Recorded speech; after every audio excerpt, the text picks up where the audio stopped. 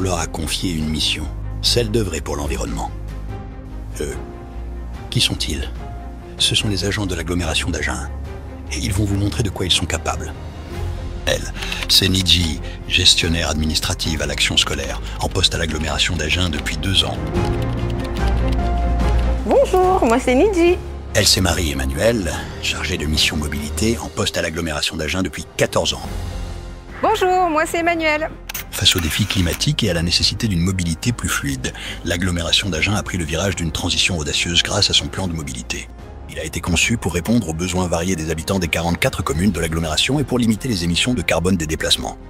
Aujourd'hui, au sein de l'agglomération d'Agen, c'est à peu près 69% de déplacements qui se font avec une voiture au quotidien. Pour limiter les déplacements en voiture seule, l'agglomération d'Agen a fait le choix d'étoffer son offre de mobilité, notamment pour desservir au mieux les usagers les plus éloignés de notre réseau. Des pôles de mobilité voient peu à peu le jour sur le territoire.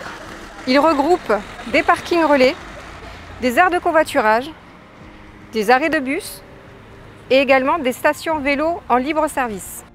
Dans le cadre de la politique mobilité de l'agglomération d'Agen, une solution de covoiturage dynamique a été déployée. Covoit Agen. J'utilise quotidiennement les services de mobilité proposés par l'agglomération d'Agen pour aller travailler, pour aller m'amuser le week-end. L'application Covoit Agen est très simple d'utilisation. En 2 clics, on peut trouver quelqu'un qui peut nous emmener. En somme, un bel outil pour aider à la décarbonation de notre territoire. Et pour Nidji et Marie-Emmanuelle, une vraie fierté de participer à leur niveau à la préservation de leur environnement. Pour moi, c'est pratique, mais à l'échelle globale de l'agglo, c'est écologique. En proposant de nouveaux services de mobilité aux habitants du territoire, on se rapproche un peu plus de leurs besoins, permettant ainsi de faire évoluer leurs habitudes de déplacement. On s'inscrit dans du long terme, ça a du sens et c'est ce qui est motivant. Mais laissons Nidji et Marie-Emmanuelle avancer dans leurs projets avant d'en attaquer d'autres, car elles ne comptent pas s'arrêter en si bon chemin.